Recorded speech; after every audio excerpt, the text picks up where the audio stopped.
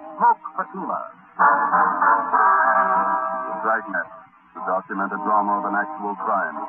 For the next 30 minutes, in cooperation with the Los Angeles Police Department, you will travel step by step on the side of the law through an actual case from official police files. From beginning to end, from crime to punishment, Dragnet is the story of your police force in action. It was Monday, October 27th. It was cloudy in Los Angeles. We were working a night watch out of homicide detail. My partner's Ben Romero. The boss is Pat Brown, chief detective. My name's Friday. We were on the way out from Central Division, and it was 15 minutes past 8 p.m. when we got to South Peoria Street. Number 267. Sure gloomy, Yeah, it's sultry. Looks like we're in for some rain. Yes, sir? Police officers, Lieutenant Barker here. Yes, you want to come in? Thanks. This is Sergeant Romero. I'm Sergeant Friday, Central Homicide. How are you? My name's Claude Jimmerson. Lieutenant Barker's in here. On the phone now. Yeah. Alex? Romero? Friday? How's it going, Lieutenant? That's good. You met Mr. Jimmerson? Oh, sure. Sit down, gentlemen. Would you like some coffee? I can have the No, right next thanks. time. No, thank We you. didn't want to bother the girl's parents any more than we had to.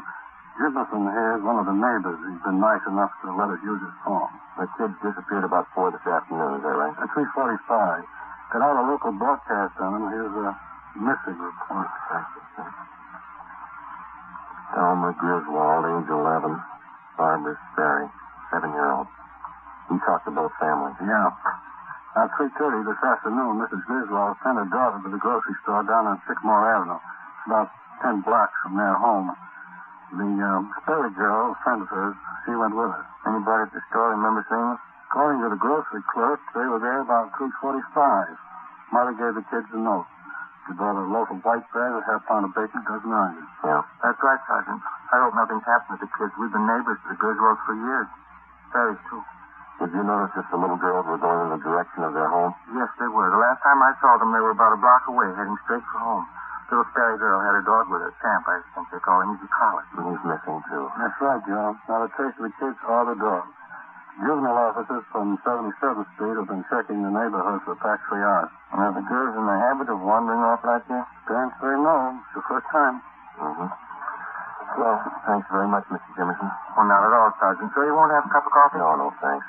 We don't like to bother you, but we may have to check back with you later tonight. Routine questions. If I can help out in any way to find those girls, let me know. Yeah, we'll let you know, Juvenile. Thanks again. Nice fellow. Most of the neighbors we talked to have been the same, anxious to help.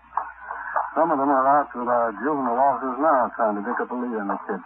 You check the movie theater and the playgrounds in the neighborhood. Everything go. Those some of your men from juvenile, Lieutenant? Yeah, looks like it. Yeah, Schwartz and Preston. Huh? Yeah, Preston, what you got? Found the kid's dog, Cully. Where?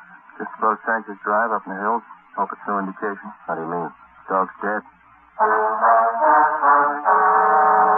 The collie dog was taken to a veterinarian on Jefferson Boulevard to be examined for cause of death. We put in a call to the office, and a special detail of men was assigned to aid in searching the area where the dog was discovered. We got out an all-points bulletin.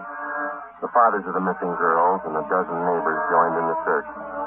With the aid of flashlights, we started from the end of Sanchez Drive, and as best we could, we covered the ground for almost a full mile back into the Sunset Hills.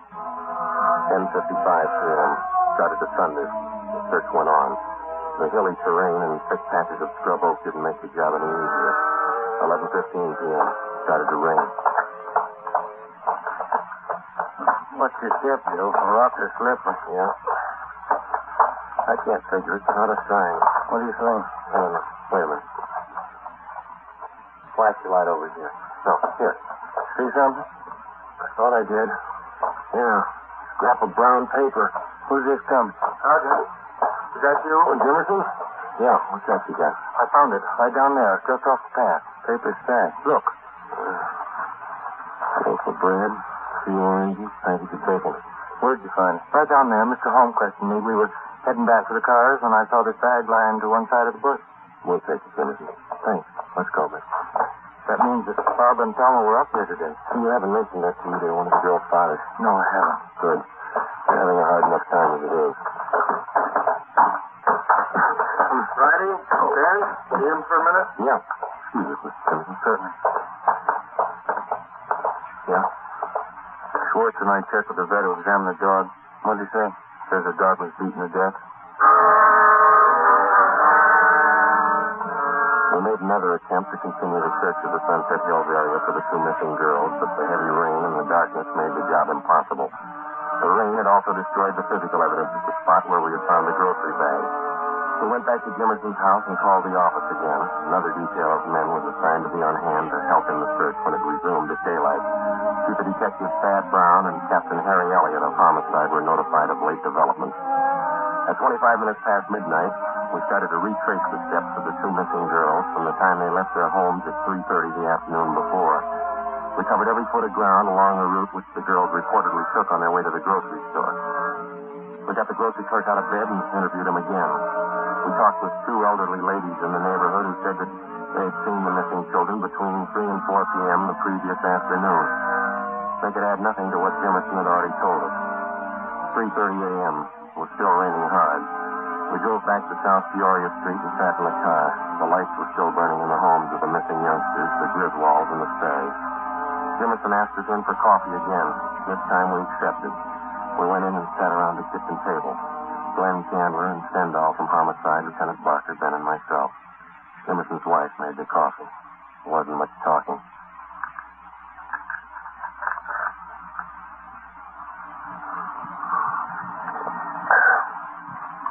You want more coffee? Huh? Oh, yeah. Oh, thank you, Miss Jimmerson. Thank you. You want some more? No, thanks. It's fine.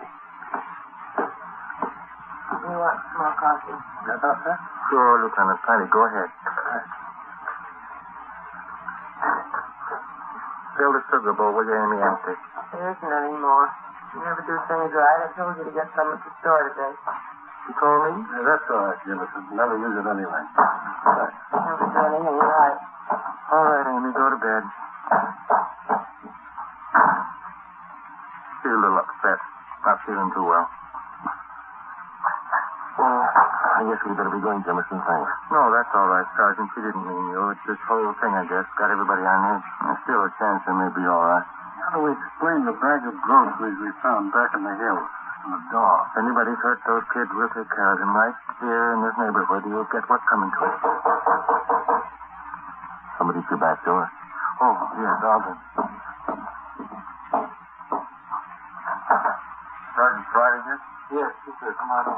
Sergeant? All right, Tom. Sorry. What do you got? Mr. Griswold, Joe. Said he'd like to have you call and talk to him. Says it'll make his wife feel better, all broken up. Sure. Come on, Ben. We'll be over to Griswold, Lieutenant. Right. Thank you for the coffee, Jimmy. Not at all. If you get a chance, tell Griswold how sorry everybody is. We'll help all we can. Sure.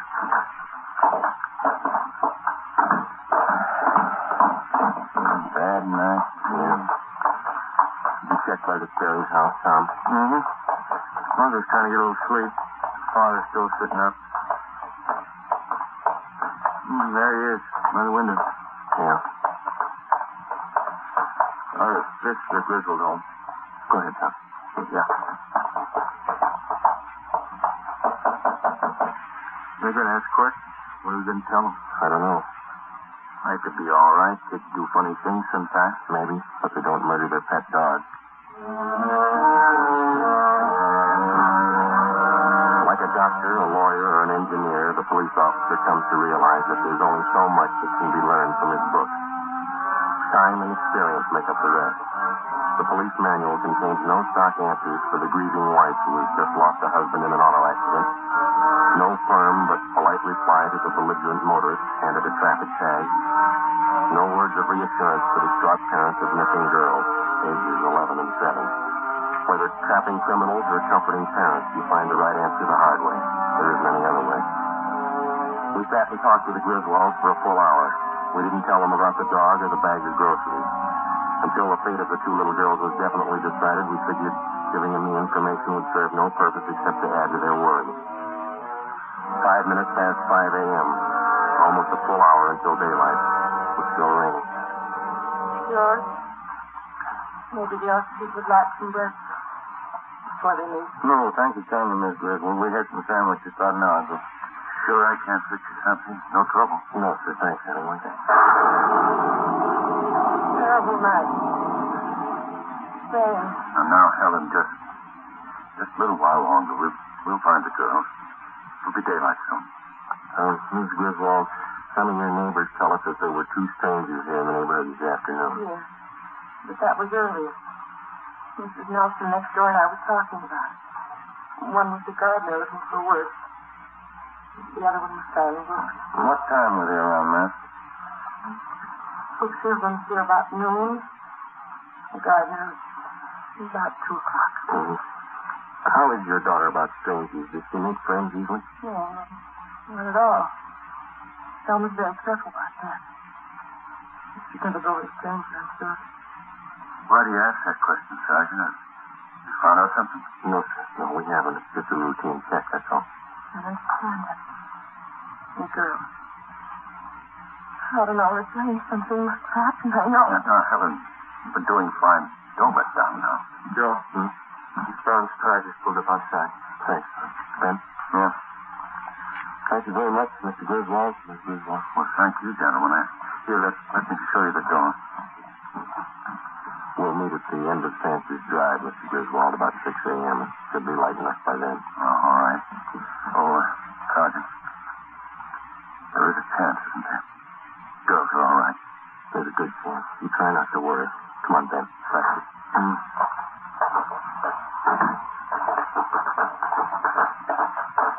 Tom, you want to check with Barker again and see if any of his men have a line on the two men here in the neighborhood yet? Right. If you want us, we'll be in Pat Brown's car. Right, Sergeant. What time you got, Joe? 20 to 6. It's getting light now. Yeah. Let's get out of this ring.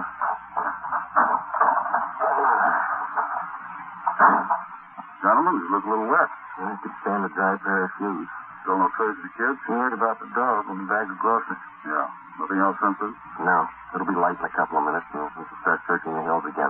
I ordered up another detail of men to help. They're parked up on Sanchez Drive. Captain Elliot's with them. Good. We can use all the help we can get. It's rough terrain. There's a lot of ground to cover up there. Did you talk to everybody in the neighborhood? Yeah. Parents, too. They help you much? Well, they told us there were two strangers in the neighborhood before the girls disappeared. We're having them checked out. Yeah. Griswold thinks the kids would be safe on that count. Says his daughter's afraid of strangers. Never goes near them. Mm-hmm. How much area did you cover in the hills last night? About a full mile, would you say, Ben? Starting from Sanchez Drive straight back into the brush. It wasn't too thorough. Not enough men, not enough life. You got plenty of both right now. 10 minutes past 6 a.m., Tuesday, October 28th. The search of the Sunset Hills area was resumed. 150 officers spread out over a 2-square-mile area with orders to probe every foot of ground. With them were almost 50 volunteers from the neighborhood. The rain settled to a cold, steady downpour. The mud was ankle-deep. 8:30 a.m., no sign of the missing youngsters. 10:30, still no sign. Search went on. The neighborhood restaurant owner sent out 5-gallon jugs of hot coffee for members of the searching party. After 6 continuous hours combing the hill, still no result. Chief Brown, Ben, and I went to the car for a cup of coffee and a cigarette. Had me beat. Those kids wandered off. They had to come in this direction. Well, they couldn't have headed toward town. Somebody would have noticed them, sure. Yeah. No leads at all on that ATV you sent out? 2.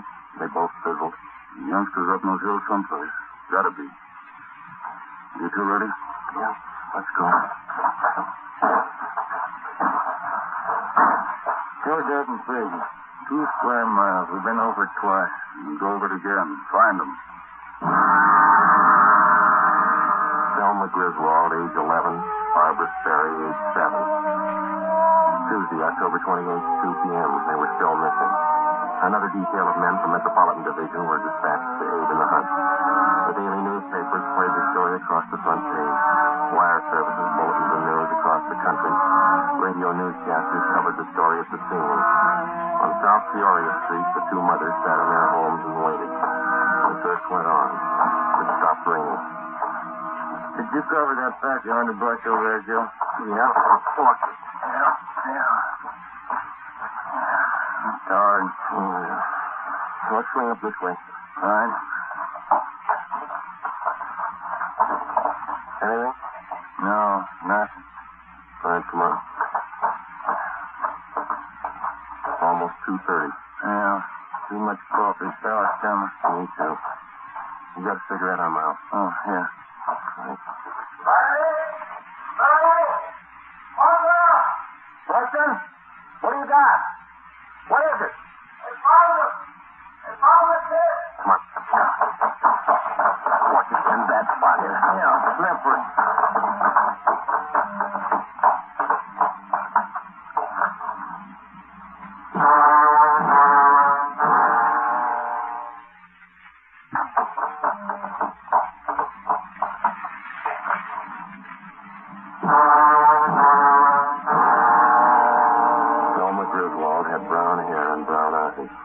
About 4 feet 6 inches tall.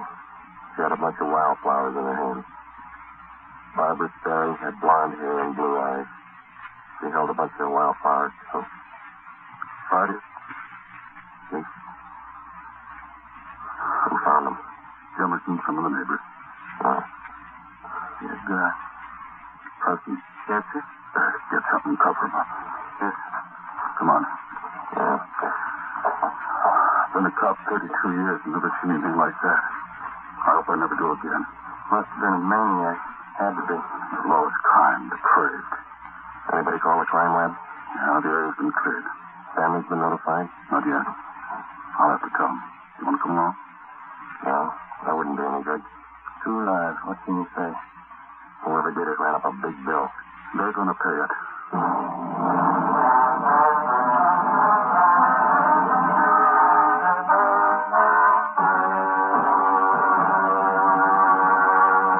Listening to Dragnet, authentic stories of your police force in action.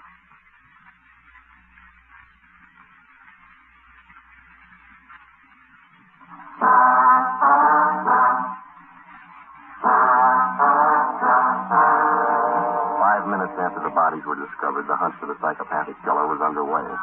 Lee Jones and his crew from the crime lab arrived and took pictures of everything that could possibly have a bearing on the crime.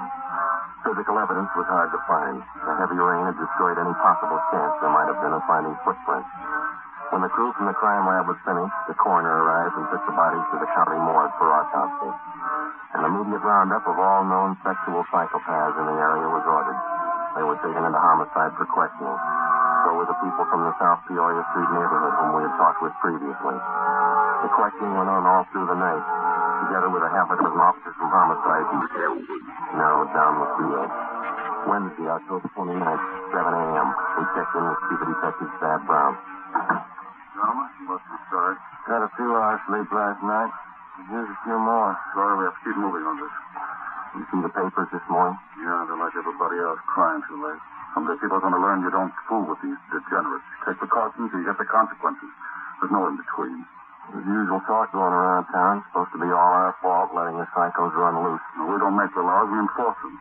So we get something to work with. Laws with teeth in them, these atrocities are going to go on. Nobody seems to care. We pick them up, they serve a few days, pay a fine, and they walk out of here. Nobody cares. You sure pity them, don't cure them. Nature played a trick on them. Feel sorry for them until they kill a kid. Not a firm law to cover them as they are. Just to wait till they murder somebody. We've got a better law for mad dogs. We don't let them run loose till they bite somebody. Those 2 little girls ought to prove something. How's the parents making out? What you might expect. Shot, dead. Excuse me. Brown speaking. Who? Sonderman. Handler. He finished questioning that bunch we brought in yesterday. Oh, Chief. Ben, Joe. How many possibles, Glenn? None. 4 we had left established airtight alibis. We checked their registrations, gave them their releases. Where does that leave us? We start from scratch. I don't think so, Chief. You got a hunch? A little better than that, Joe. I'm sold. What do you mean? You said the parents told you the little girls were afraid of strangers, wouldn't go near them. That's right. You got the same reaction from some of the neighbors we talked to day before yesterday. Yeah. Now we find out that all the known psychos in the area are clear, perfect alibis. Well, you figured the killer couldn't have been a stranger to the little girl. That's right. There were only 2 strangers in the whole neighborhood the day the girls disappeared, the gardener and the salesman. Both of them have been checked and cleared. Mm-hmm. As far as we know, the little girls wouldn't have gone that far up in the hills alone of their own accord, and they wouldn't have gone with a stranger. They had to be lured there and by someone they knew. Any ideas? Could have been one of the neighbors. No, we checked every possible out there, Glenn. We questioned him a half a dozen times. So have I. There's one that might fit. Who's that? Claude Jimmerson. Glenn Chandler had been a veteran homicide officer before Ben and I joined the department. He was tall, quiet, and reserved. He had a good reason for everything he did, for everything he thought. The three of us sat down and tried to put the pieces together. Number one, Chandler uncovered a point that Ben and I had missed completely. Jimmerson and his wife were not close friends of either the Sperry family or the Griswolds. For a near stranger, he showed an extraordinary interest in the welfare of the children after they disappeared. Number two, Ben and I discovered that Jimmerson's wife had an 8-year-old boy by a previous marriage. The child did not live with them. Mrs. Jimmerson told Chandler that her husband had been cruel to the boy. He refused to elaborate. Number three, Jimmerson was the last person to see the children alive. Number four, the bodies of the children had been well hidden in the underbrush. Jimmerson found them. Number five, Jimmerson had bent over backwards to make friends with the investigating officers right from the start. As any veteran officer can tell you, that's not the usual attitude. At 8:30 a.m., Chandler, Ben, and I left the office. We spent the day digging back 15 years into Jimmerson's life. We got back to the office just after midnight. Thursday, October 30th, 10 a.m. We checked in. Okay, Joe, all ready. Thanks. Come on, Ben. Yeah.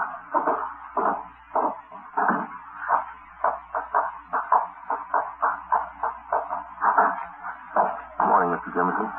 Oh. How are you, Sergeant? Glad to see you. Sit down. Sorry to bother you again. Not at all. Glad to help. Anything new turn up? Did you kill those two little girls? That's a funny thing to ask. Of course not. You know that. We ask everybody the same thing. Hope you're not offended. Oh, you kind of surprised me. I didn't know. Did you kill those little girls? I don't understand. I told you no. Of course not. Just our question. Routine. Should you kill them? Now, look, Sergeant, how many times do I have to tell you no? Sorry. You don't have any children, do you? No, we don't. No stepchildren? No. Why? Before you moved out to top the area street, you and the wife lived out in West L.A., didn't you? Shelton Avenue? Oh, yes. How'd you know? You recall a Mary Gibbs out there? Gibbs? No. 6-year-old girl? You were charged with molesting her. That was back in 1944. They were crazy. They never proved it. Before Shelton Avenue, you lived in Santa Monica on 10th Street. Is that right? Yes. There was an 8-year-old girl. Donna Honrad. That kid died, too. She asked me to fix a doll buggy. I never went near her. What about your stepson? Why isn't he living with you? Why did your wife send him to live with your sister? Amy's crazy. I never harmed the boy. We didn't get along, that's all. It got on my nerves. You've had 4 jobs in the past 5 years. What were they? I don't know what you're talking about. You were a janitor at a grammar school down the south end of town, then a gardener at a children's playground, then you were a shoe salesman, children's shoes, then you worked at another grammar school. What does all this mean, anyway? What are you getting at? Have you ever been in jail? Well, 6 months. There was some trouble. What kind of trouble? I didn't know what I was doing. I was drinking. I didn't mean to bother the kid. Well, that's all, Jimmerson. Routine question. You can go now. Oh, thanks. I hope you haven't got the wrong idea about me. I like children, that's all. Sure. Thanks for coming in. Not at all, Sergeant. Anything I can do to help. Well, goodbye. Say, Jimmerson, I almost forgot. There is one thing. Oh? Since you're the one who found the little girls, we'll have to have you identify the bodies. It won't take long. More just across the street, up the block. Well, I'd like to help you, but I got an appointment. All you have to do is look at them. Won't take you long. Come on, let's go. I'd like to help, Sergeant, but I don't take these things where I get sick. We'll make it fast. Out this way.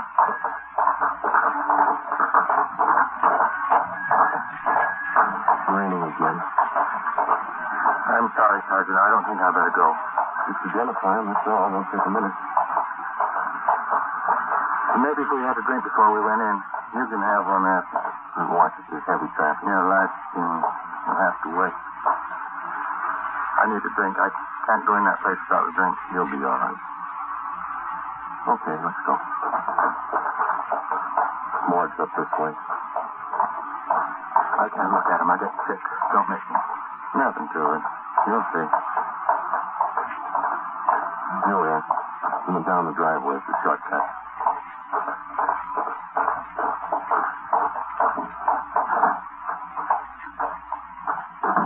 This way. pictures? Yeah, I see. Those little girls. Thelma Griswold. Barbara Sperry. Oh, yeah. This way. Please. Right here, Joe. Yeah, Thelma Griswold. Uncover.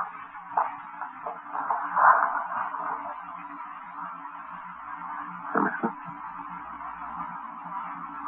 Yeah. Jump.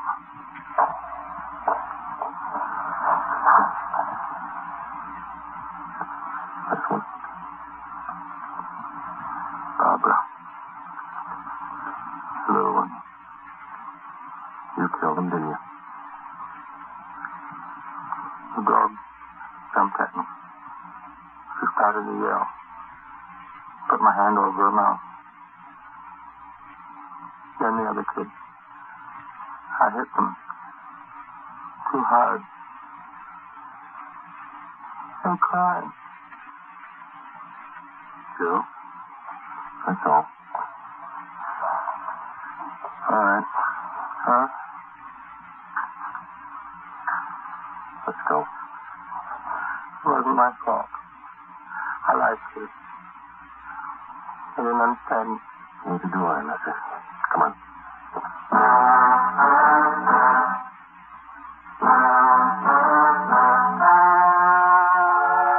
The story you have just heard was true. Only the names were changed to protect the innocent. On March 18th, trial was held in Superior Court, Department 87, City and County of Los Angeles, State of California. In a moment, the results of that trial. It's amazing how many long cigarette smokers are changing to Fatima. Here's the actual report. From coast to coast, Fatima has more than doubled its smokers.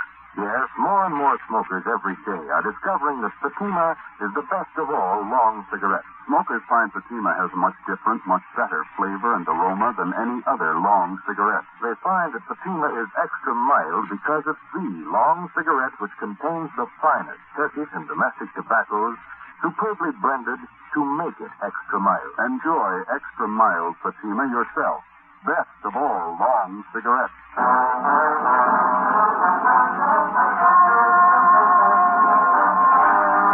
Claude Jimmerson was tried and convicted of murder in the first degree. On April 23rd at 10 a.m., he was executed in the lethal gas chamber at the state penitentiary. You have just heard Dragnet, a series of authentic cases from official files. Technical advice for Dragnet comes from the Office of Chief of Police W.A. Wharton.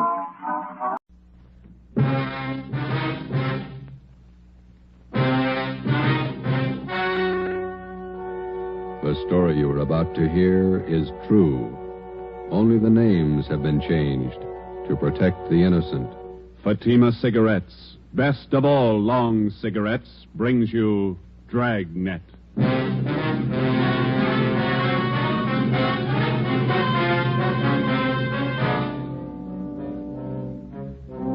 You're a detective sergeant. You're assigned to robbery detail. 16 persons have been robbed and beaten senseless. The victims describe the assailant as a tall, beautiful woman. Your job, stop her. If you want a long cigarette, smoke the best of all long cigarettes. Smoke Fatima. Fatima is the long cigarette which contains the finest Turkish and domestic tobaccos superbly blended to make Fatima extra mild. And that's why Fatima has a much different, much better flavor and aroma than any other long cigarette. That's why Fatima has more than doubled its smokers coast to coast. So, if you want a long cigarette, smoke the best of all long cigarettes. Smoke Fatima. Ladies and gentlemen, next week marks the beginning of National Crime Prevention Week, sponsored by your local police department. These 7 days are set aside to call your attention to the fact that your police officer, to better ensure the safety of your community, relies on the cooperation of the individual citizen. We feel that crime prevention should be observed not 7, but 365 days a year. Dragnet, the documented drama of an actual crime. For the next 30 minutes, in cooperation with the Los Angeles Police Department, you will travel step by step on the side of the law through an actual case from official police files. From beginning to end, From crime to punishment, Dragnet is the story of your police force in action. It was Wednesday, October 3rd. It was warm in Los Angeles. We were working the night watch out of robbery detail. My partner's Ben Romero. The boss is Thad Brown, chief of detectives. My name's Friday. We were on the way over from the city hall, and it was 6:55 p.m. when we got to the county hospital. Ward 9800, room 12. This way, gentlemen. The third, Ben. Thank you. Here we are. Please try not to excite him, Sergeant. He's had a pretty hard time. Yes, ma'am. Thank you. Make your visit as brief as possible. We will, thanks.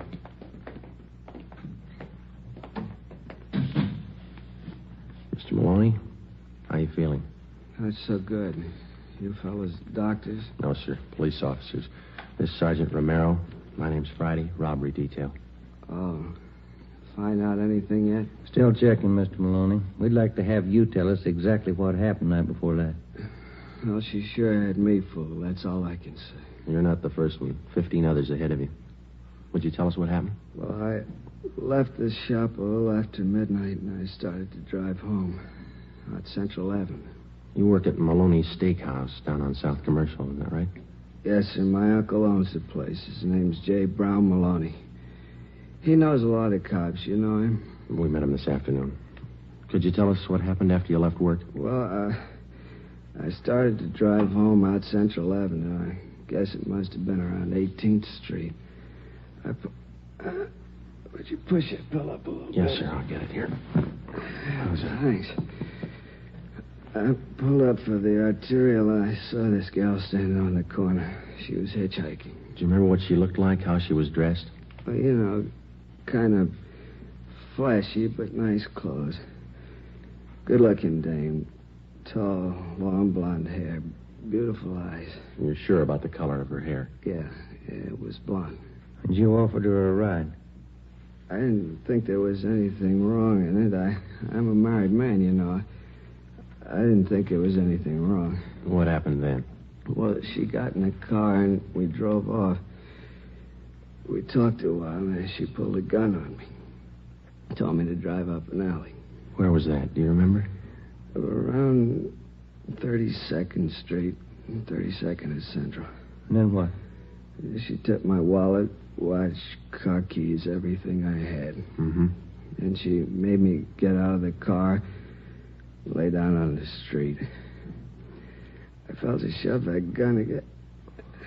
Can you fix that pillow? Yeah, you bet. Just lie still here. There you are.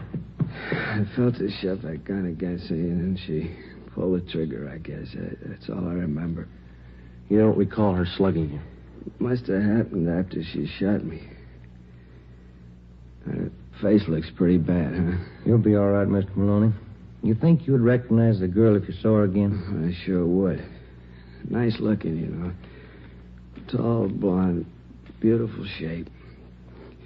Doesn't figure, does it? What's that? She'd make more money on the stage than she would rolling guys like me. Must be crazy. Maybe. Would you look at these mug shots, Mr. Maloney, and see if any of these look like her? Let's see. Yeah. This one? No. What about this one here? No. Let's see. No. How about this one? No, she was better looking. Well, here's the last one. I don't know. This might be her. The hair was fixed right. Maybe a little more makeup. I'm not sure. All right, Mr. Maloney. Thank you. We'll be back to see you in a day or so when you're feeling better. Okay. Say, my name won't be in the papers, will it? No, sir, not unless you give it to him. I was just wondering if a wife might not understand giving a girl a ride, you know? Yes, sir, we know. Well, thank you, Mr. Maloney. We'll be checking back with you later on. Okay, officers. I hope you get a line on that dame. We're going to try. Goodbye. Sure messed up, isn't it? Yeah. That dame's got some other motive besides money. Psycho. Some kind of a sadist, maybe. Yeah. Find out what you wanted, Sergeant. Yes, we did. Thanks, nurse. What'd the doctor say about Maloney? Is he going to be all right? Well, he had a severe beating, but he'll get over that all right. It's It's a bullet wound in the back. He'll recover, won't he? The bullet shattered part of the spinal cord. There was nothing the doctor could do. Yeah? Paraplegia. He'll never walk again. We left the county hospital, went back to the office, and got out a local broadcast for the woman whose mugshot Maloney had partially identified. Her name was Beverly Allen. She had a record of 3 arrests and 1 conviction of 240 PC, assault and battery. After we checked in the office, we went across the street to the crime lab. Lee Jones had already examined the bullet taken from Maloney's spine and the cartridge casing found at the scene of the shooting. Both of them bore the same markings as those which had wounded the 2 previous victims. From the striations, the gun had been previously identified as a .45 Colt. Maloney's car was examined. We found nothing. We went back to the city hall and checked in at the stats office. It was 8:35 p.m.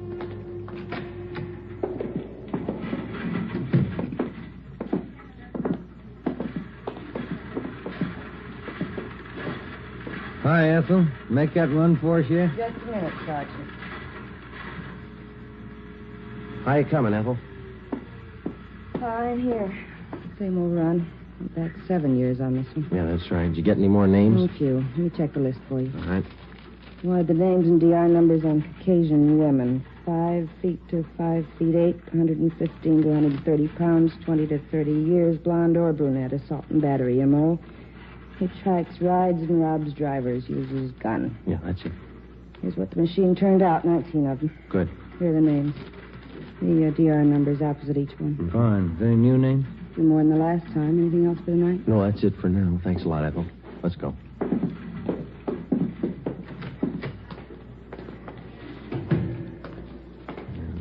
Bad start. How's that? 17 of these names we checked and cleared already. And the other 2? Well, one's Catherine Collins. The other one's Beverly Allen. She might tie in. We got nothing else to go on. You want to get to the record bureau and pull the packages on these 2 names? Yeah, okay. I'll check robbery and see if we have any calls, huh? Right, Joe. Okay.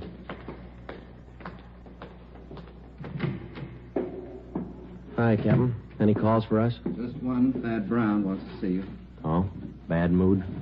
Kind of. Wants me, too. Let's go.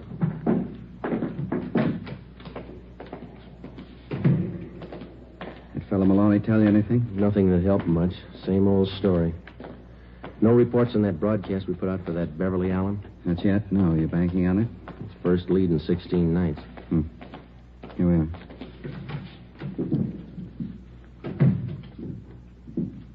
Walker, Friday, come in. How are you, boss? Sit down. Thank Take you. a look. Woman bandit gets 16th victim. Beautiful hold-up queen robs, shoots restaurant worker. Yeah? It's on the editorial page, too. Something else. Memo from the chief. Here, letter from the Downtown Citizens Committee. Another one, Civic Club.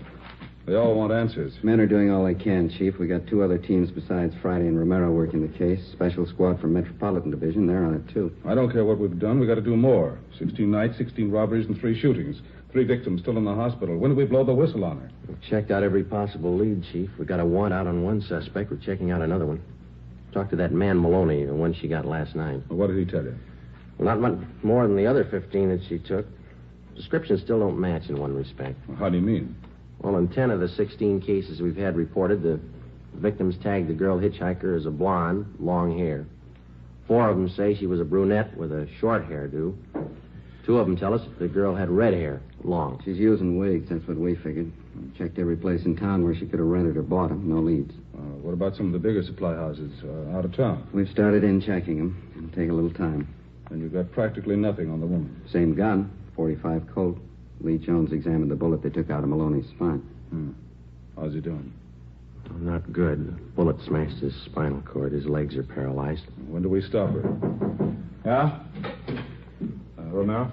Hi, Chief. Captain. What have we got? Pulled the packages on 2 possibles in this woman hold-up thing. It's no good, Joe. Why not? What about that Allen dame? Zeal in Kansas City? I called him. Been in for a month. And the other one? Catherine Collins. I checked Seattle. Been in the hospital up there for the past 3 months in TB ward. Where does that leave you, Friday? Right back where we started. No leads and no suspects. All right, Walker. Starting tonight, we cover every street and alley in the central area until we get that woman. We'll order up more men and more detectives from the Metropolitan Division. Right, Chief. Get out more decoy cars. Have the area covered from sundown till sunrise until further notice. Get that woman. Right. Come on, Joe. Yeah. Hot shot. I get it. A 211 shooting at Gatewood and Cameron. A 211 shooting at Gatewood and Cameron. Let's go. The name on his driver's license said William Gillespie. We found him 50 feet from the corner of Gatewood Alley and Cameron Street. His face and head bore the marks of a vicious beating. There was a single bullet wound in his left shoulder. He was conscious when we arrived. Chief of Detectives Brown, Captain Walker, and Ben checked the area for physical evidence. I spoke briefly with the victim before he was placed on a stretcher and carried to the ambulance. On the way, he lapsed into unconsciousness.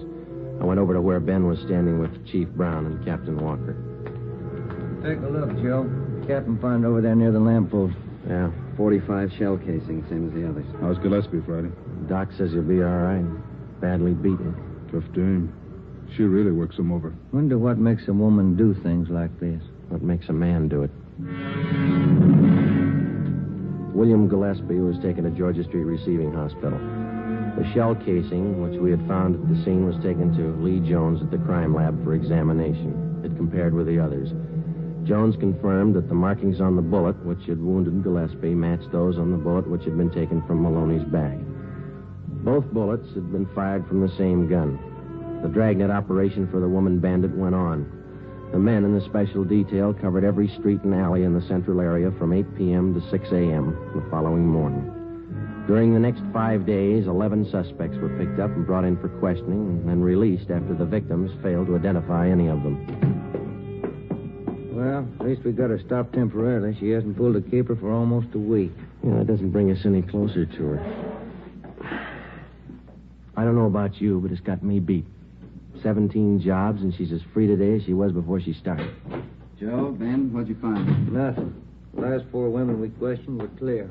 What about the other men on the case, Ed? Did they get anything? Baxter and Olson are down at the Record Bureau. Be in a minute. They've been out talking to some of the victims again. Tough one. I've been thinking, how about a composite picture? We got enough to work with? Artist in the crime lab's working up a couple of sketches now. Yeah. A lot of guesswork. What about the descriptions of the clothes the girl wears? Anything there we could start on? No, other than the fact that she wears flashy clothes. Hi, Olson. Hi. Any luck? Not much. None of the victims have a very good idea what the dame looked like. Tall, good-looking, nice figure, that's all.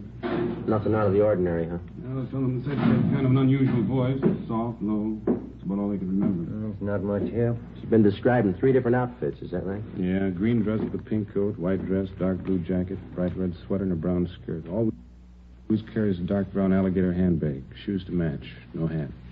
Not much of a wardrobe, is it? Maybe that's why she took up robbery. Now, look, let's get on this thing. We've been chasing this woman for almost a month now, and she's still got the run of the town. How long's it going to take us? If we only had a lead that was worth something. Find it. It's there someplace. I've never reached a thief yet without digging for him. I'll get it. Robbery, Olson. Yeah. Right, Andy. I'll tell him. Anderson and burglar Joe wants to see you and Ben. Thanks. Captain? That's all. Come on, Ben. Yeah. I'd like a day off, wouldn't you? We'll get one when we get this dame. Right, Ed.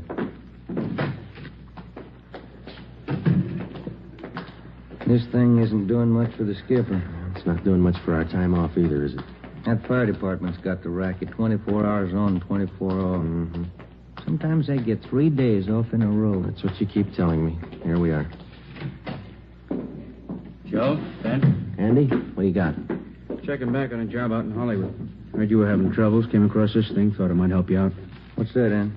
One of the picture studios had a burglary about a month ago.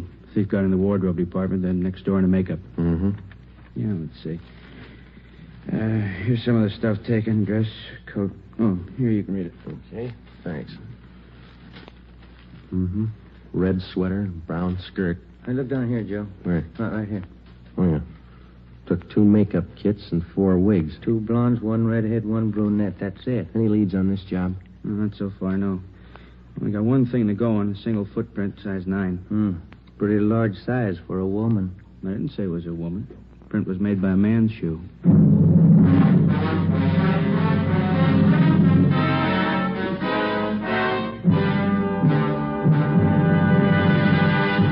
You are listening to Dragnet, authentic stories of your police force in action. It's wise to smoke extra mild Fatima. It's wise to smoke extra mild Fatima. Those words are echoing across the country. Yes, Fatima has more than doubled its sales because Fatima smokers are telling their friends it's wise to smoke extra mild Fatima. And why? Because Fatima contains the finest Turkish and domestic tobaccos superbly blended to make Fatima extra mild. So, for a much different, much better flavor and aroma, smoke Fatima.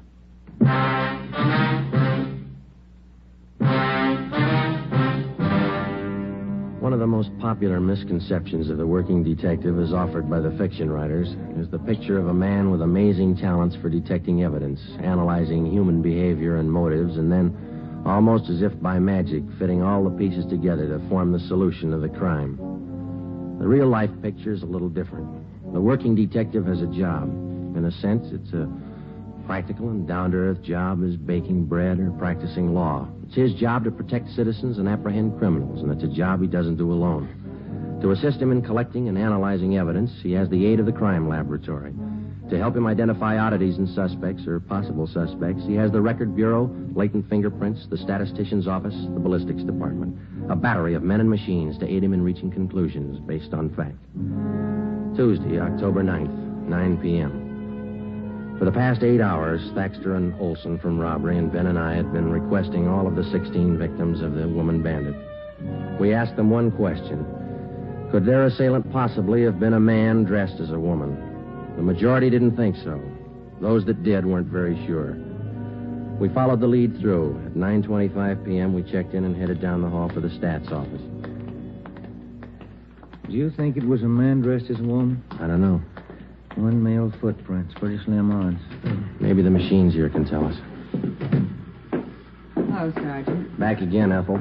Can you make a run for us tonight? 9:25. Sure, I think so. And here's the dope right here. I'm going to try another angle, huh? Yeah. Let's see. Male Caucasians. About 5 feet 8 or 9, 130 to 135 pounds, feminine features, size 9 shoe, impersonating women, robbery, and assault. That's it. Mm-hmm. Armed, 45 automatic. M.O. Hitchhikes, rides, and robs drivers. How soon do you think you can have it for us? Well, you make the run on the collator. Have to punch up the master first with all this information, and let the machine work the cards. I don't think I'll have it for you much before 11. That all right? Fine, yes. We'll check back a little before 11 then, huh? They'll be ready. Good. Come on, Ben. Did you call your wife after dinner? Yeah. Wish I hadn't. She's mad as a hornet. What's the matter? Kid's having a birthday party tomorrow, and I forgot to order the cake. What's she going to do for the party? Bake one? She'll have to. And she pulled this gun on me and told me to stop the car. Well, I'm telling you, Captain, I just grabbed that gun and slapped that kid just as hard as I could. Hold it just a minute, will you, please, Collins?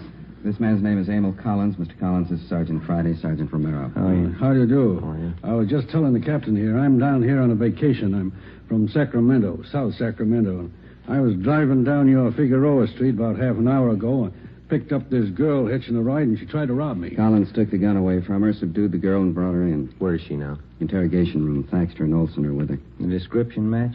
Not too close. Sounds like you didn't have too much trouble with her, Mr. Collins. Well, now that I come to think of it, maybe I didn't. When she pointed that gun, I just grabbed for it and slapped her as hard as I could. Sure took the starch out of her. Who is the girl? Any identification? None. Thaxter and Olson haven't been able to get anything out of her. You want to try? Sure. What do you think, Skipper? You tell me. See if you can make her talk. I'll have a stenographer take Mr. Collins' report. Okay.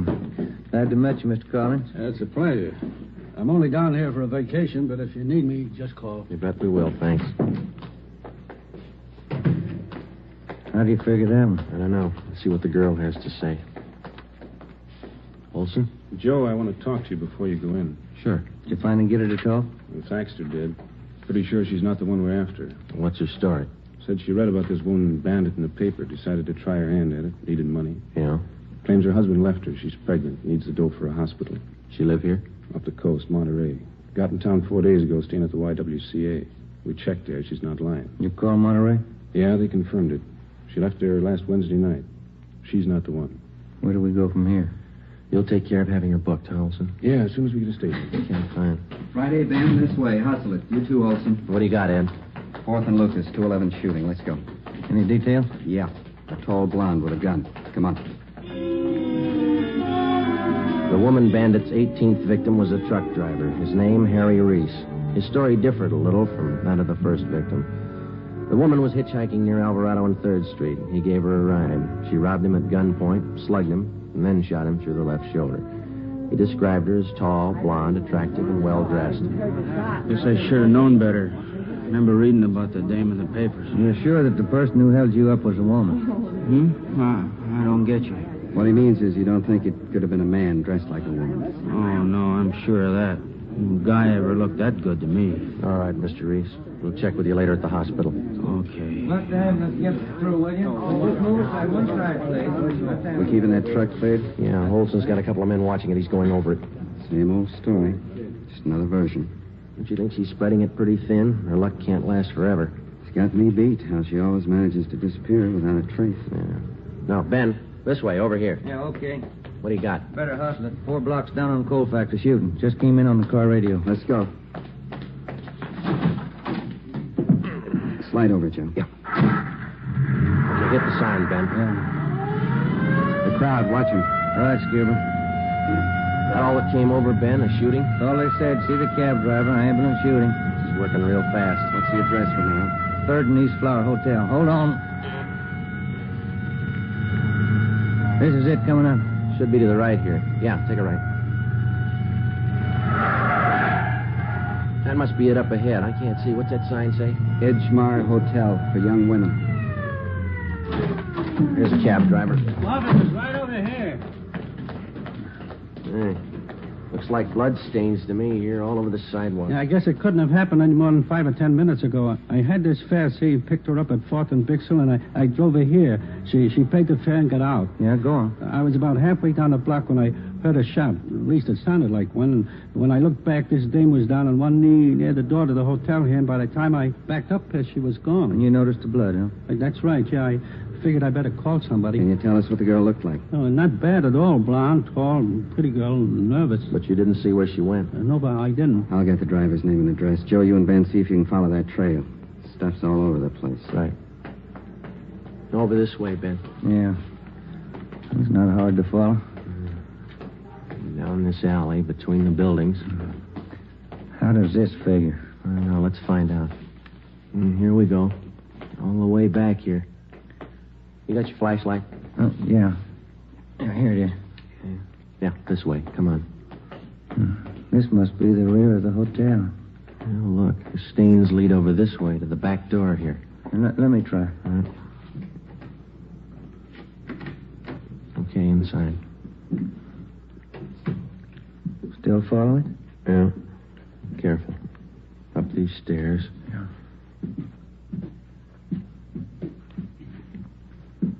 Second floor.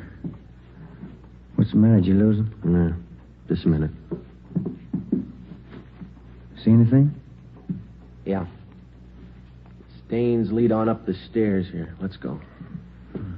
I just happened to think. This is a woman's hotel. And they ought to keep the back door closed. Come on. 3rd floor. Let's hold it. What is it? Thought I saw a door open down the hall. See anybody? No. Let's go. This way. It's an easy trail to follow. Now, this is it. They stop here at this door. That doesn't sound like a woman. Yeah, you ready? Now, try the door first. Easy. It's locked. All right, come on. Together now. Let's hit it. Yeah, all right. Watch it, Joe! All right, you. I got the gun. Yeah. Well, we found what we came for. Look. Still got the clothes on. Blonde wig, makeup, everything. Please, help me. My leg. Call an ambulance. It's on the way. Take it easy. Have a look, Joe. The wigs, full makeup kit, clothes, living in a woman's hotel. The works. It was an accident. You never would have got me. I dropped the gun. It went off. You never would have got me. Yeah, that's right, mister. It was an accident. You better get the boss in here. I'll stay with Glamour Boy. Yeah, okay. And Ben. Yeah? Leave the door open, will you? House rules.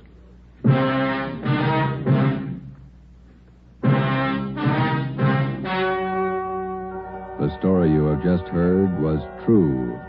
Only the names were changed to protect the innocent.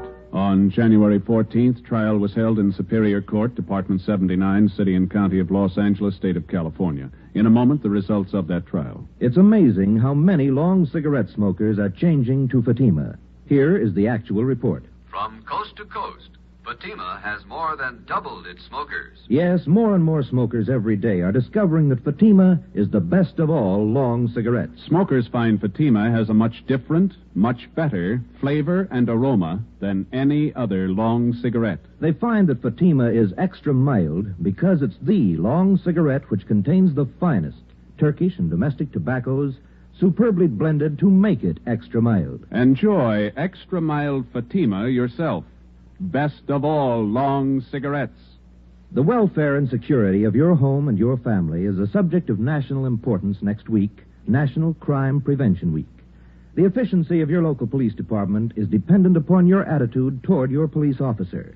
Not just 1 week out of the year, but every day in the year. He wants your cooperation. He needs your cooperation for the enforcement of your laws. Help your officer to help you to live in a peaceful, orderly community. National Crime Prevention Week costs you nothing, just your cooperation.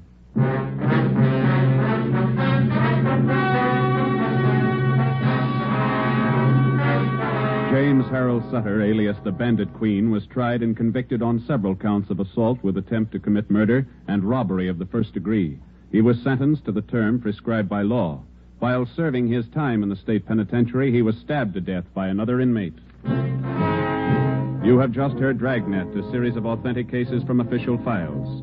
Technical advice for Dragnet comes from the Office of Chief of Police W.A. Wharton, Los Angeles Police Department. Fatima Cigarettes, the best of all long cigarettes, has brought you Dragnet from Los Angeles. Hear Morton Downey tonight on NBC.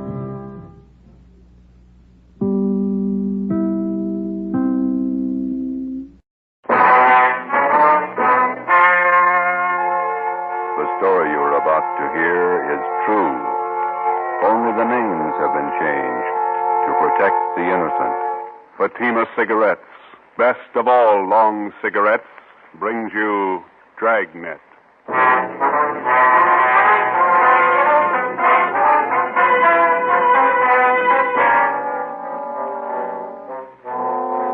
a detective sergeant. You're assigned to bunco detail. An expert confidence man has resumed operations in your city. His criminal record dates back 35 years. He's a master in the art of the gentle swindle. Your job, stop him. If you want a long cigarette, smoke the best of all long cigarettes. Smoke Fatima. Fatima is the long cigarette which contains the finest Turkish and domestic tobaccos superbly blended to make Fatima extra mild. And that's why Fatima has a much different, much better flavor and aroma than any other long cigarette. That's why Fatima has more than doubled its smokers coast to coast. So, enjoy Fatima, the best of all long cigarettes. It's wise to smoke extra mild Fatima. It's wise to smoke extra mild Fatima.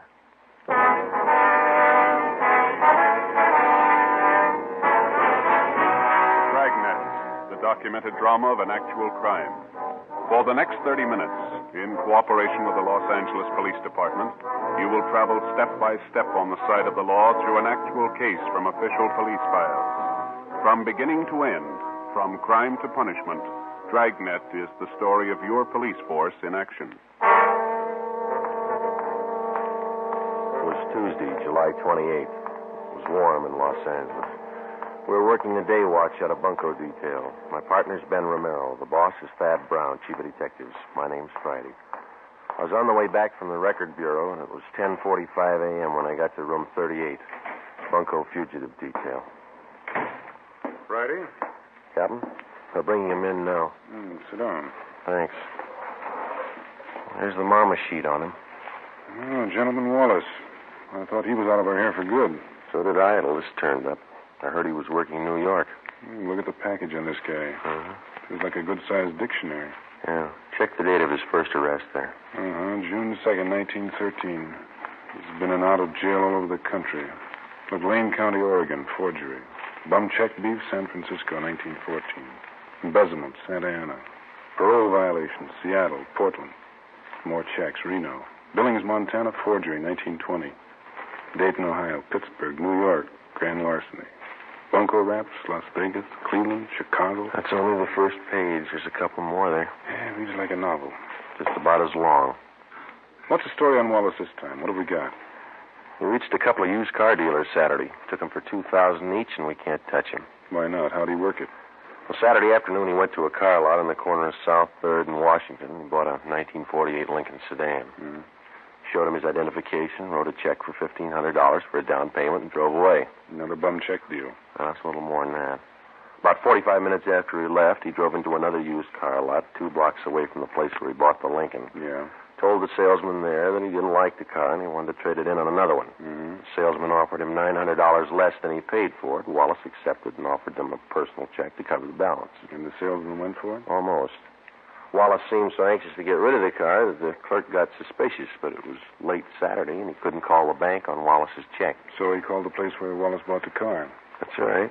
They found out that the sale was made less than an hour before and that Wallace had given them his personal check for it. Mm-hmm. And then the 2 used car dealers got on the phone, decided that Wallace was pulling a fast hustle, called the cop, and had him jailed. Mm-hmm. Hold that line a minute, will you? Mm-hmm. Thanks. Well, then what? Well, when the banks opened Monday morning, they called about Wallace's account. He had enough money in to cover both checks. Wallace got a lawyer and threatened suit against the 2 car dealers. He had both of them cold. They settled out of court for $2,000 apiece. Quick deal. Sounds like a master. He's been grifting for 35 years. Knows the con game any way they want to play it. We can't even book him on a vag charge. He's got a job. And who's he working for? Plastic outfit out in Pasadena. Salesman. Is he registered under 5238? He is. No, just a minute. Yeah? All right, send him in. Romero, he's got Wallace with him. Oh. Captain? Ben? Wallace, this is Captain Bryce. Captain, I'm very happy to know you. I've heard a lot about you. Yeah. Sergeant Friday, how are you? I would like to talk to you, Wallace. Sit down. Oh, well, thanks. Warm out today. Mm-hmm. Perspiring. Now, what is it I can help you gentlemen with? Always glad to cooperate. You don't have to give us a build-up, Wallace. We're not buying. You know me better than that, Sergeant. No point in making this visit an unpleasant one. Cordiality, that's a secret. My mother always used to tell me that. She used to say... Look, mister, you're not here to get the keys to the city hall. You're here for investigation. I'm here out of courtesy, Captain. My lawyer informed me I didn't have to come. I don't believe in making enemies, that's all. For a guy that's not trying, you've done pretty well, haven't you? Now, how long do you plan to stay here in town? Los Angeles is my home. It's my place of business. That's fine with us, Wallace, just as long as it's honest. Now, let me hand you a piece of advice. You try copping any more jobs in this town, and we're going to lean on you, understand? I don't think I do understand, Captain. The incident with the used car dealers, I hope that isn't what upset you. You guessed it, and it better be the last caper you try around here for a long time. I had every right to take action against those car dealers. False arrests. They humiliated me. They damaged my reputation. Here's your reputation, Wallace. 35 years of it.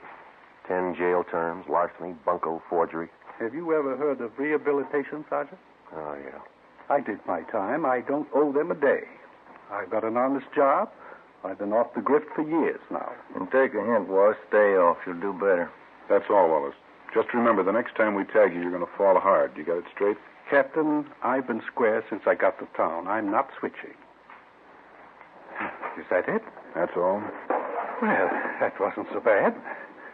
Would you gentlemen care to have some lunch with me at the club? Just a snack? No, thanks. Sure, I can't persuade you. Club's just up the street. Fine food. Some other time, Wallace. Goodbye.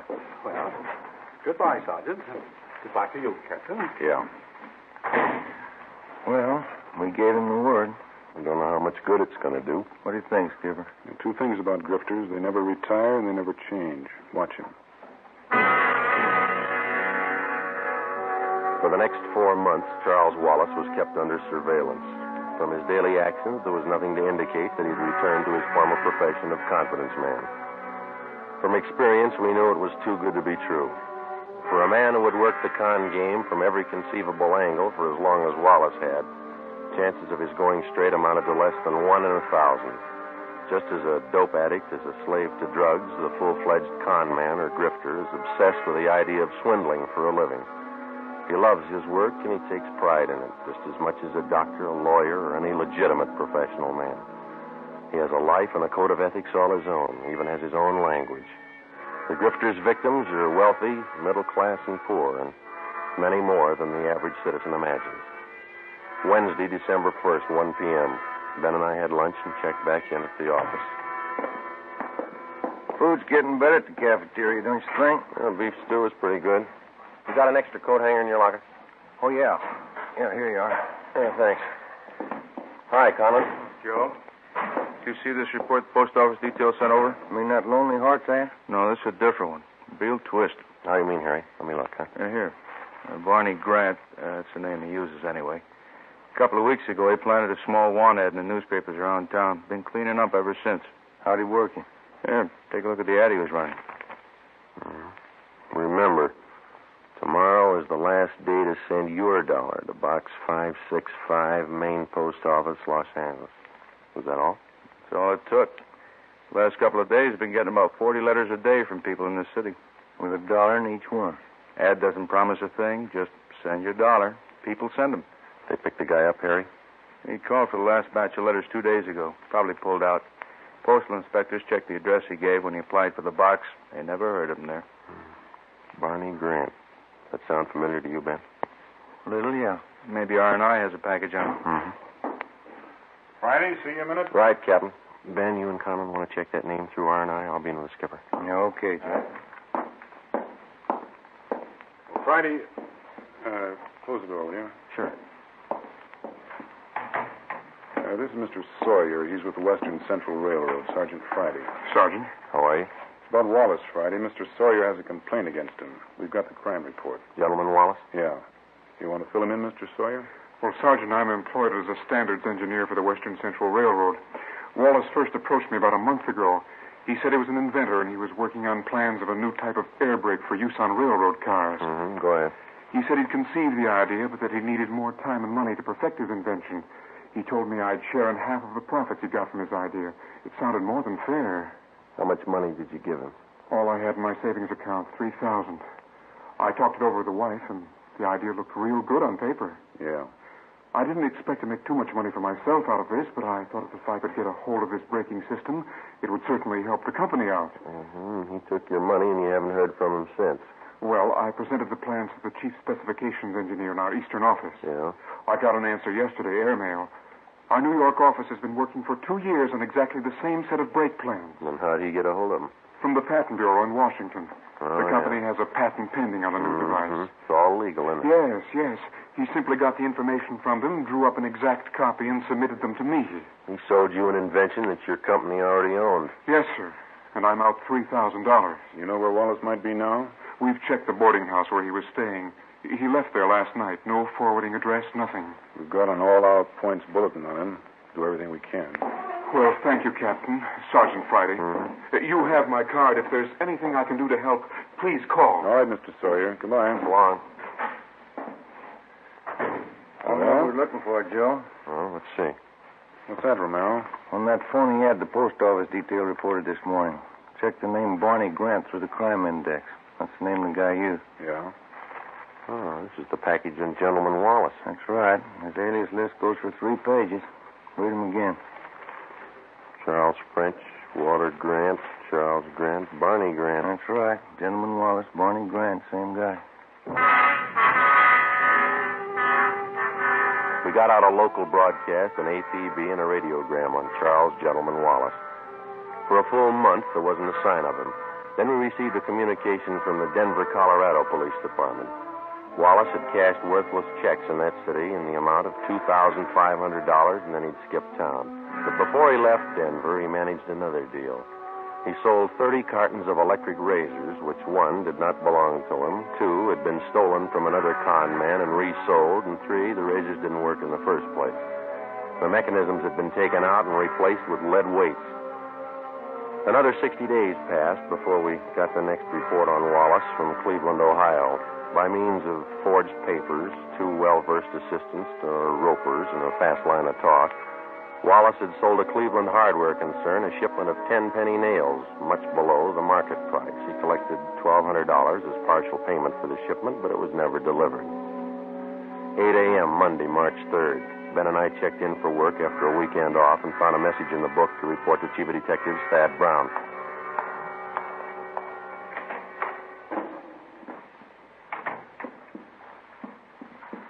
Chief, you wanted to see us? Come in. Yes, sir. Gentleman Wallace is back in town. Where'd you get that? Guy by the name of Patterson. So. All right, thanks. Egan, have Patterson brought to the interrogation room. Is that Mouse Patterson's keeper? Yeah, small-time grifter. He was running with Wallace as late as a month ago back in Pittsburgh. When was Patterson picked up? Last night at a big hotel out in Hollywood. He was working a fast deal. You think he came to town with Wallace? I know he did. One of Conlon's informants spotted Wallace and Patterson last night. We nabbed Patterson. Wallace slipped away. We figured they'd been operating in and out of the city for about 2 weeks. Any idea what his angle is this time? I think so. Take a look at this. Obituary notices clipped from the newspaper. How do these tie in? The con artist takes a dead man's name from the obituary list, finds out a little bit about him, and writes him a letter. He writes the dead man a letter. Here's a sample we had reported to us. Read it. William Radford, 233 South Brookway, Hollywood. Dear Bill, I heard you were sick, and I didn't want to bother you at this time, but believe me, I'm desperate. I don't mean to hound you about the $400 you borrowed from me, but we are having sickness in our family, and I do need the cash. Wait a minute. Wallace writes a letter like this to a man knowing he's dead, and the family opens it and reads it. And they figure it's some unpaid debt that they didn't know about, which the deceased owed. That's right. And the con man collects. Yeah. The letter's been showing up right in the middle of funeral arrangements. The family's bereaved, grief-stricken, caught off guard. They don't suspect anybody could be that ruthless, so they pay off what they think is a legitimate debt. That sets a new low, doesn't it? Excuse me. Brown speaking. All right, thanks. I got Patterson in the interrogation room. You question him, find out everything you can. Right, Chief. When you're through talking to Patterson, you can start checking on these names. What's this? It's a list of all the names that appeared in the obituary column in today's paper. It's a long list. Donald and Myberg are checking half. You and Romero take the rest. Right. Get to those families before Wallace does. We went down the hall to the interrogation room and questioned Patterson for an hour and a half. He denied that he even knew Wallace. He refused to tell us anything. We had Patterson return to his cell in the county jail, and Ben and I started to check with the relatives of the deceased who appeared in the daily obituary list. Adams, Connolly, Craig, Denberg, Donzetti, Edmonds, Fowler. None of them had received letters claiming payment of secret debts owed by the deceased. Well, there are more pleasant jobs than bothering families with an investigation in the middle of their sorrow. It wasn't easy, but it was necessary. The 8th name on the obituary list was Foreman, Carl J. He was survived by his wife, Jean. She lived at 5821 Santiago Street out in the valley. We're sorry to intrude at a time like this, Miss Foreman. We know how you must feel, but it's an important matter. That's all right, Sergeant. Carl was sick for so long. Probably better this way. What did you want to know? Since your husband passed away, have you received any letters asking for payments on a debt that he might have owed to somebody? Funny you should ask. Yes, I have. I got it yesterday. Yesterday. Do you know the man who wrote the letter? No, I didn't. I took it for granted that it was someone Carl knew in the Army. Someone he'd borrowed from. How much money was it he said your husband owed? $400. There's a letter over the mantel. I'll get it for you. Fine. Here it is. Thank you. Signs his name Howard Michaels. Has this man contacted you since? Why, yes, he has. He called me last night and said that he'd just heard about Carl. He apologized for writing the letter. Said he had some medical bills of his own to pay. I went to the bank this morning and got the money for him. Is there anything wrong? And he's supposed to come here and get the money? He already has about 2 hours ago. He seemed to be a very good friend of Carl's. Ben, you got that mug shot on? Yeah. Yeah, here it is. I don't understand, Sergeant. Is this the man who picked up the money this morning? Yes, that's Mr. Michaels. Don't you think he was Carl's friend? I don't think so, Miss Foreman. But no one would do that. Who could be that low?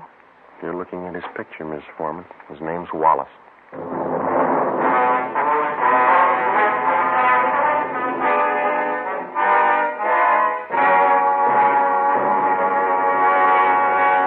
You are listening to Dragnet for the step-by-step solution to an actual police case.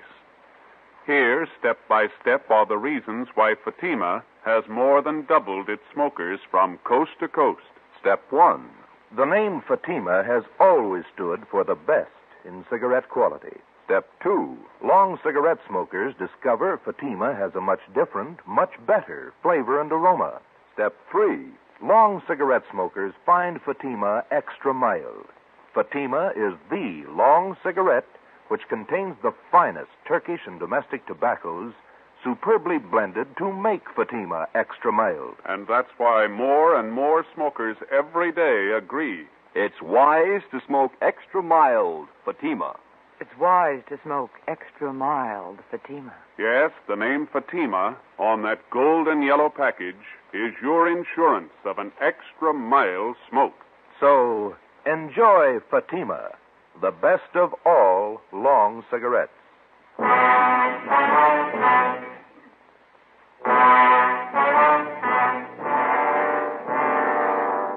Over the past century, the confidence man here in the United States has earned the dubious title of aristocrat of the underworld. Among small-time thieves, cutthroats, dope peddlers, pickpockets, and similar small fry, he's looked up to and respected. The true con man does not consider himself a crook or a thief in the ordinary sense of the word. He's smooth, courteous, fast-talking, and he lives by his own code of rules. He never uses violence. He makes his living by his wits alone. Generally, he's far above average intelligence, and he's totally without a conscience.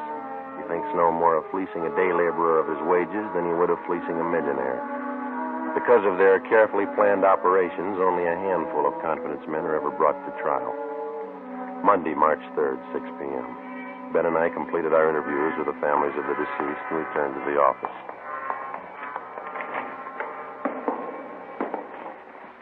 Hi, you two have any luck? Wallace is the guy. We found out that much. Who identified him? Woman out in the valley, a Mrs. Foreman. Wallace posed as an old friend of her husband's, took her for $400. How about calling Marburg, Captain? They get anything? I haven't checked in yet. I'm waiting for him. How does Mrs. Foreman make the payoff to Wallace? Through the mails? No, sir. He came out and picked up the dough in person. And then there's no chance of tracing him through the post office. Seems like he comes up with a new MO every day. We checked out the rest of the families of the deceased on the list. The chief gave us no leads. Don Myers in handwriting checked the letter Mrs. Foreman got. The writing matches with the others. It's Wallace. Hi. No, Conlon. Myberg with you? Down the hall in handwriting. Checking a couple letters with Myers. Do any good today, Harry? Some. We found 2 families got phony letters through the mail. Same deal, Wallace. Did he pay off to him yet? Neither one. Told him to sit tight and call us if the guy should contact him again. Explain the setup. Who are the people, Harry? Let's see. One's an old fellow. Oscar Dunn. Lives over in Highland Park. Other's a pretty wealthy family, Bel Air. Here it is. Elizabeth Secor. She's the wife. Mm-hmm. Husband's name, Burton James Secor. Investment broker. Died day before yesterday. How much of a debt is he supposed to have owed? The guy in the letter claims $1,200. Signed himself William Kilbright. The letters mention anything about how the payoff's supposed to be made? The guy wrote he'd contact him by phone first, then make arrangements to meet him. Both families will call as soon as they hear from him. Now, if he doesn't change his M.O., we're set. Count on you and Myberg stick with the family in Highland Park. Make sure they understand perfectly what the setup is. If Wallach makes a contact, be there. Okay, Cap. Joe, you and Ben cover the family out in Bel Air. Okay, you got Secor's address here? Well, here's a crime report. It's got all the dope. Good. Now I'll grab it. Bunko, fugitive Conlon. Yes, ma'am? When? All right, thanks. We'll take care of it. Secors. Wallace just called him. What's the pitch? Wants to pay his respects. He's going to visit him tonight. 7:35 p.m. Monday, March 3rd.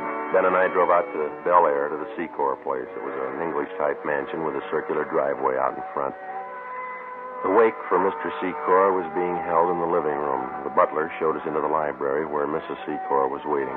She told us everything that had transpired since she first received the letter from Wallace following her husband's death.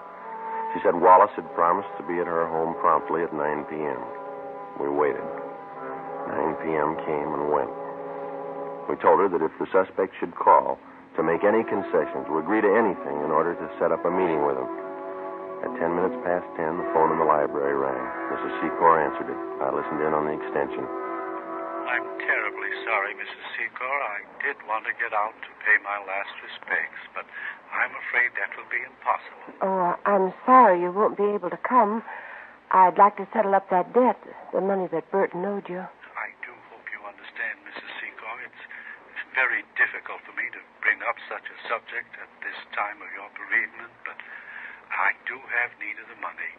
You see, it's my wife. She's quite ill, and, well, there are medical expenses to be met. Oh, I understand. When would you like to come for the money? Well, would tomorrow be all right? My husband's funeral is tomorrow. Oh, I see. Well, where will that be? At the cathedral on Sunset Boulevard. A requiem mass at St. Mary's at 9 o'clock. Well, since I don't want to bother you personally anymore, I wonder if it would be possible for you to leave the cash with the head usher there at the church. Well, yes, all right. I think that would be the best way. All right, then. Good night, and thank you. Yes, good night. I'm sorry. I know that's not easy for you. That's all right, Sergeant. It's strange, isn't it? What's that? One man burns out his whole life making money. The next man spends his time trying to steal it. What does it all mean? I don't know. We got 2,600 men down in the county jail. They all think they've got the right answer.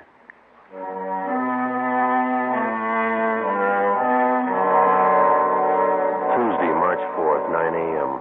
In St. Mary's Cathedral on Sunset Boulevard, the final rites, the Requiem High Mass, was being celebrated for Burton James Secor. Ben and I were stationed at the rear of the church. Conlon and Myberg, together with 2 other men from Bunko Detail, covered the side exits. An extra detail of men were placed at strategic points around the cathedral. The head usher stood a few feet from the main entrance. With him, he carried a plain manila envelope filled with pieces of newspaper cut to resemble the size of currency, along with a $1 bill. He had instructions to hand over the envelope without question to the person who asked for it. 15 minutes past 9, Joe. Yeah. You see that head usher all right? Yeah, I got him spotted. All right. Pretty good-sized crowd here. Secor must have had lots of friends, huh? Yeah. Nice choir. Just wondering, Joe. What's that? Suppose he doesn't show up? Well, it's possible. He might have gotten suspicious. Could be.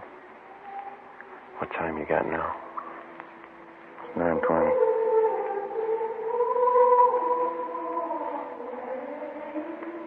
Yo, look. Uniformed messenger just came in the door. Yeah. He's looking around. He's going up to the usher, talking to him. That's it. Usher gave him the envelope. Messenger's leaving. I know. Let's hold it. Give him a lead. All right, let's go.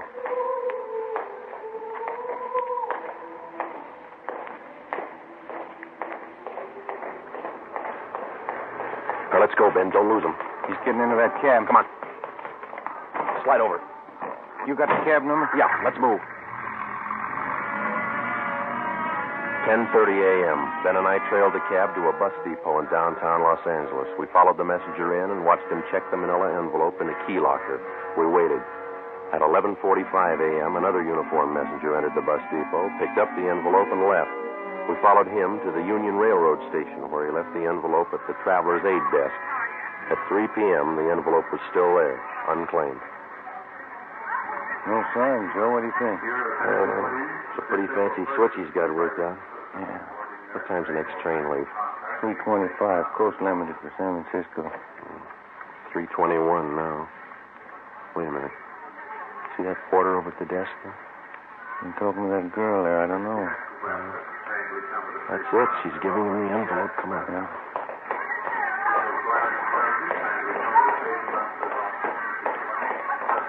He's heading up the ramp. Yeah, let's hustle. You turn up the left? Yeah. Passenger platform. Coast limited. Not much time. Come on, run. Come on, Ben. Where'd the porter get on? Next car. Come on, run! Let's jump. This way. Through here. That's the same porter? Yeah. He's knocking at the door to that compartment, handing in the envelope. That's it. Let's go. Yeah, it's locked. Knock. Yes? What is it? Conductor. Just a minute.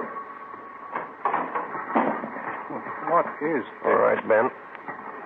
Now, look, Sergeant, there's no need for any unpleasantness. Certainly we can sit down and talk this thing over like intelligent human beings. Grab the luggage, will you, Ben? All right, let's go, Wallace. Look, wait a minute, please. I'm sure we can come to some agreement. I have plenty of money. Look, right here alone in this envelope, plenty of... There's only $1 here. The rest is newspaper. Yeah. I've been taken. So have a lot of people. Let's go.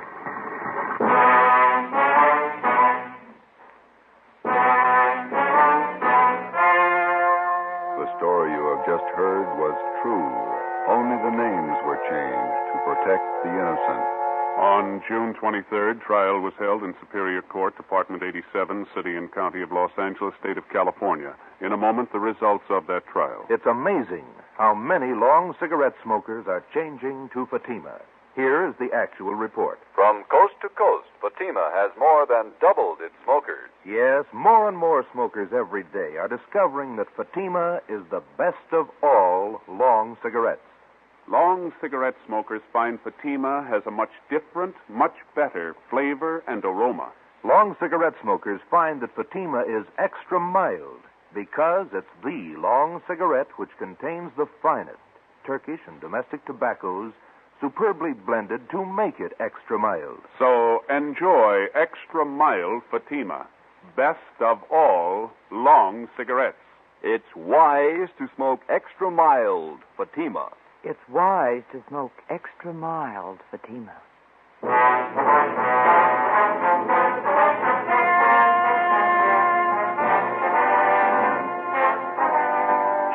Gentleman Wallace was tried and convicted on 4 counts of grand theft and sentenced to the state penitentiary for the term prescribed by law, with holds being placed on him by 4 other states. You have just heard Dragnet, authentic cases from official files. Technical advice for Dragnet comes from the Office of Chief of Police W.A. Wharton, Los Angeles Police Department. Dragnet wishes to thank the editors of True Detective magazine for their considerate appraisal of this program. For those of you who may be interested, the behind-the-scenes story of Dragnet appears in the March issue of True Detective. Fatima Cigarettes, the best of all long cigarettes, has brought you Dragnet from Los Angeles. Tomorrow, hear the Ronald Colmans in the charming series Halls of Ivy on NBC.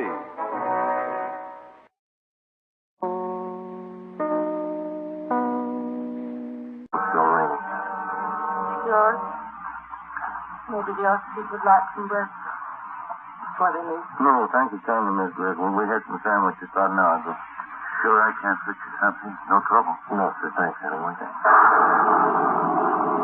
Terrible night. Sam. Now, Helen, just a little while longer. We'll find the girls. It'll be daylight soon. Miss Griswold, some of your neighbors tell us that there were 2 strangers here in the neighborhood this afternoon. Yes. But that was earlier. Mrs. Nelson next door and I were talking about it. One was the gardener looking for work. The other one was Sally Wilson. What time were they around, Matt? Folks here was here about noon. The gardener was about 2 o'clock. Mm-hmm.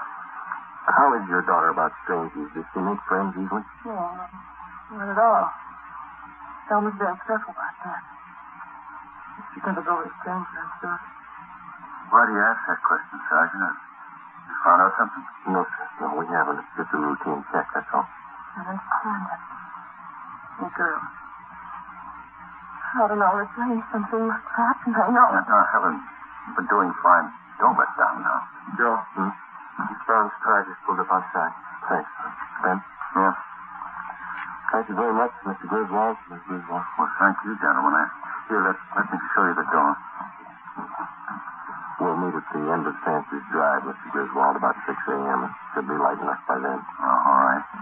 Oh, Sergeant, there is a chance, isn't You try not to worry. Come on, Ben. Faster.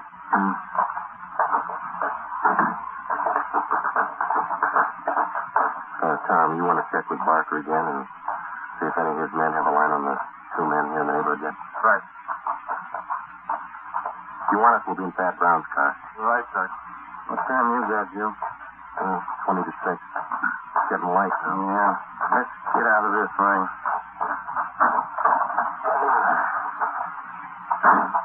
Gentlemen, you look a little wet. I could stand a dry pair of shoes. Still no trace of the kids? You heard about the dog and the bag of groceries? Yeah. Nothing else since then? No. It'll be light in a couple. Friday? Ben? You in for a minute? Yeah. Excuse us, Mr. Simpson. Certainly. Yeah? Schwartz and I checked with the vet who examined the dog. What'd he say? Says the dog was beaten to death. We made another attempt to continue the search of the Sunset Hills area for the two missing girls, but the heavy rain and the darkness made the job impossible. The rain had also destroyed the physical evidence at the spot where we had found the grocery bag. We went back to Jimmerson's house and called the office again. Another detail of men was assigned to be on hand to help in the search when it resumed at daylight. Chief Detective Thad Brown and Captain Harry Elliott of Homicide were notified of late developments. At 25 minutes past midnight, we started to retrace the steps of the two missing girls from the time they left their homes at 3:30 the afternoon before.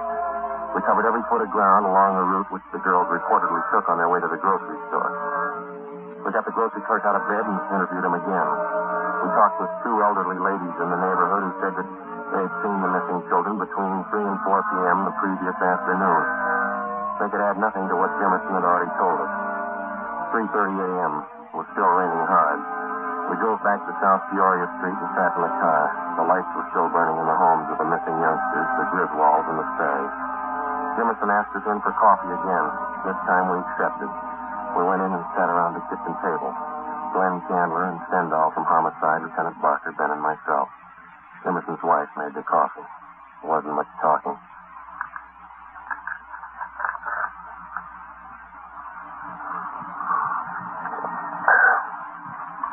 You want more coffee? Huh? Oh, yeah. Oh, thank you, Miss Jim. Thank you. You want some more? No, thanks. It's fine. You want some more coffee? Sure, Lieutenant. Patty, go ahead. Fill the sugar bowl with Amy empty. There isn't any more. You never do things right. I told you to get some at the store today. You told me? Yeah, that's all right, Jimmerson. Never use it anyway. Never do anything right. All right, Amy, go to bed. Feel a little upset. Smoke Fatima. Dragnet, the documented drama of an actual crime. For the next 30 minutes, in cooperation with the Los Angeles Police Department, you will travel step by step on the side of the law through an actual case from official police files. From beginning to end, from crime to punishment, Dragnet is the story of your police force in action. It was Monday, October 27th. It was cloudy in Los Angeles. We were working a night watch out of Homicide detail. My partner is Ben Romero. The boss is Thad Brown, Chief Detective. My name's Friday. We were on the way out from Central Division, and it was 15 minutes past 8 p.m. when we got to South Peoria Street. Number 267. Sure gloomy, Yeah, it's sultry. Looks like we're in for some rain. Yes, sir? Police officers. Lieutenant Barker here. Yes, you want to come in? Thank you.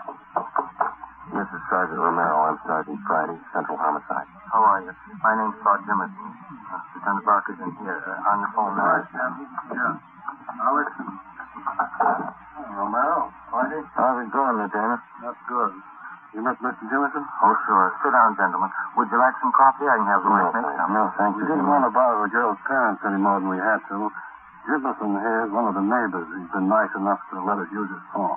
The kid disappeared about 4 this afternoon, is that right? At 3:45. Got out a local broadcast on him. Here's a missing report. Elmer Griswold, age 11. Barbara Sperry, 7-year-old. He talked to both families. Yeah. At 3:30 this afternoon, Mrs. Griswold sent her daughter to the grocery store down on Sycamore Avenue. About 10 blocks from their home. The Sperry girl, a friend of hers, she went with us. Anybody at the store remember seeing them? According to the grocery clerk, they were there about 3:45. Mother gave the kids a note. She bought a loaf of white bread, a half pound of bacon, a dozen onions. Yeah. That's right, Sergeant. I hope nothing's happened to the kids. We've been neighbors to the Griswolds for years. Sperry's, too. Did you notice if the little girls were going in the direction of their home? Yes, they were. The last time I saw them, they were about a block away, heading straight for home. Little Sperry girl had a dog with her. Champ, I think they call him. He's a collie. He's missing, too. That's right, Joe. Not a trace of the kids or the dog. Juvenile officer. Not feeling too well. Well, I guess we better be going, Jimmerson. Thanks. No, that's all right, Sergeant. She didn't mean you. It's this whole thing, I guess. Got everybody on edge. There's still a chance they may be all right. How do we explain the bag of groceries we found back in the hills? And the dog? If anybody's hurt those kids, we'll take care of them right here in this neighborhood. You'll get what's coming to us. Somebody's your back door. Oh, yes, I'll go. Sergeant Friday here? Yes, he's here. Come on in. Sergeant. All right, Tom. Sorry. What do you got? Just the Griswold, Joe. Said he'd like to have you come over and talk to him. Said he'll make his wife feel better, all broken up. Sure. Come on, Ben. We'll be over to Griswold, Lieutenant. Right. Thanks for the coffee, James. Not at all. If you get a chance, tell Griswold how sorry everybody is. We'll help all we can. Sure.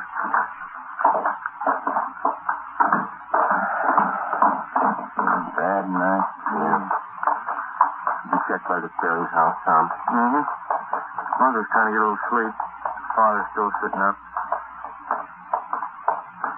There he is, by the window. Yeah. This is the Griswold home. Go ahead, Tom. Yeah. They're going to ask questions.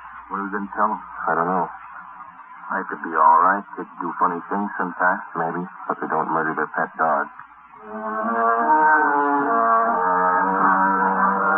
Like a doctor, a lawyer, or an engineer, the police officer comes to realize that there's only so much that can be learned from his book. Time and experience make up the rest. The police manual contains no stock answers for the grieving wife who has just lost a husband in an auto accident. No firm but polite reply to the belligerent motorist handed a traffic tag. No words of reassurance for distraught parents of missing girls, ages 11 and 7. Whether trapping criminals or comforting parents, you find the right answer the hard way. There isn't any other way. We sat and talked with the Griswolds for a full hour. We didn't tell them about the dog or the bag of groceries. Until the fate of the two little girls was definitely decided, we figured giving them the information would serve no purpose except to add to their worry. 5 minutes past 5 a.m. Almost a full hour until daylight. Officers from 77th Street have been checking the neighborhood for the past 3 hours. And are the girls in the habit of wandering off like this? Parents say no. It's the first time. Mm-hmm. Well, thanks very much, Mr. Jimmerson. Well, not at all, Sergeant. Sure you won't have a cup of coffee? No, thanks. We don't like to bother you, but we may have to check back with you later tonight. Routine questions. If I can help out in any way to find those girls, let me know. Yeah, we'll let you know, Jim. Thanks again. Nice fellow. Most of the neighbors we talked to have been the same, anxious to help. Some of them are out with our juvenile officers now trying to pick up a lead on the kids. You check the movie theater and the playgrounds in the neighborhood. Everything goes. Those some of your men from juvenile, Lieutenant? Yeah, looks like it. Yeah, Schwartz and Preston. Huh? Yeah, Preston, what you got? Found the kid's dog, Cully. Where? Just above Sanchez Drive up in the hills. Hope it's no indication. How do you mean? Dog's dead. The collie dog was taken to a veterinarian on Jefferson Boulevard to be examined for cause of death. We put in a call to the office, and a special detail of men was assigned to aid in searching the area where the dog was discovered. We got out an all-points bulletin. The fathers of the missing girls and a dozen neighbors joined in the search. With the aid of flashlights, we started from the end of Sanchez Drive, and as best we could, we covered the ground for almost a full mile back into the Sunset Hills. 10:55 p.m. Started to thunder. The search went on. The hilly terrain and thick patches of scrub oak didn't make the job any easier. 11:15 p.m. Started to rain. What's your tip, Joe? A rock or slipper? Yeah. I can't figure it. Not a sign. What do you think? Wait a minute. Flash your light over here. No, here. See something? I thought I did. Yeah. scrap of brown paper. Who's this come? Sergeant, is that you? Jimmerson? Yeah, what's that you got? I found it. Right down there, just off the path. Paper stack. Look. Loaf of bread, 3 oranges, package of bacon. Where'd you find it? Right down there. Mr. Holm questioned me. We were heading back to the cars when I saw this bag lying to one side of the bush. We'll take it, Jimmerson. Thanks. Let's go, miss. That means that Barbara and Thelma were up here today. You haven't mentioned that to either one of the girls' fathers. No, I haven't. Good. They're having a hard enough time as it is.